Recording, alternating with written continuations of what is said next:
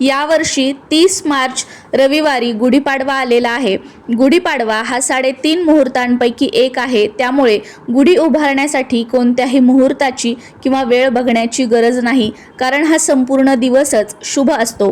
गुढी ही शक्यतो सकाळी सूर्य उदयावेळेस उभी करावी, तेव्हा शक्य नाही झालं तर जोपर्यंत कोवळं ऊन असतं तोपर्यंत उभारावी, पण शक्यतो भर दुपारी किंवा वाटेल तेव्हा गुढी जी आहे ती उभारू नये। सकाळी गुढी उभारली तर दिवसभर ती आपल्या दारासमोर, अंगणात किंवा तुम्ही बाल्कनीमध्ये गच्चीवर उभारलेली असेल तर ती राहते। गुढी उभारण्याची सर्वात सोपी पद्धत म्हणजे जिथे तुम्हाला गुढी उभारायची आहे ती जागा स्वच्छ पुसून घ्यायची आहे। त्या जागेवर छोटीशी रांगोळी काढायची, त्यावर एखादा चौरंग किंवा पाट ठेवायचा, त्यावर वस्त्र अंथरायचं, त्यावर थोडेसे तांदूळ, त्याच्यावर हळद कुंकू अर्पण करायचं आणि वेळूची काठी घ्यायची, ती उभी करायची, ती सुद्धा स्वच्छ पुसून वगैरे घ्यायची आहे। त्या वेळूच्या काठीला हळद कुंकू लावायचं, सुरुवातीला दिवा लावायचा, धूपबत्ती लावून घ्यायची, कारण अग्निदेवतेच्या साक्षीने जेही काही आपण कार्य करत असतो, पूजा अर्चा करत असतो, ती सिद्ध होते असं म्हटलं जातं, त्याच्यामुळे सुरुवातीलाच दिवा लावून घ्यायचा आहे। त्यानंतर जे कोणतं वस्त्र तुम्ही घेतलेलं असेल ते तुम्हाला गुढीला नेसवायचं आहे।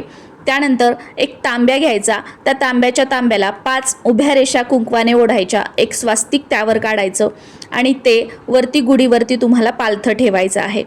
त्यानंतर गुढीला हार, फूल, कडुलिंबाचा डहाळा, एक फाटा जो असतो तो लावून घ्यायचा आहे, साखरेची माळ ज्याला गाठी म्हटलं जातं ती सुद्धा घालून घ्यायची आहे आणि परत एकदा ह्या गुढीला उभारून वगैरे हळद कुंकू लावून घ्यायचं, धूप दीप ओवाळून घ्यायचं आणि त्यानंतर थोडीशी हरभऱ्याची डाळ आदल्या दिवशीच भिजवून ठेवायची आहे, ती घ्यायची, मुठभर डाळ, त्याच्यामध्ये थोडासा गूळ आणि कडुलिंबाच्या झाडाचे जे तौर असतो आलेला, जे फुलं असतात ते त्यामध्ये टाकायचे, एक दोन कडुलिंबाची पानं त्याचे तुकडे करून ते ह्यामध्ये टाकायचं आणि ह्याचा नैवेद्य सकाळी गुढी उभारल्यानंतर तुम्हाला दाखवायचा आहे।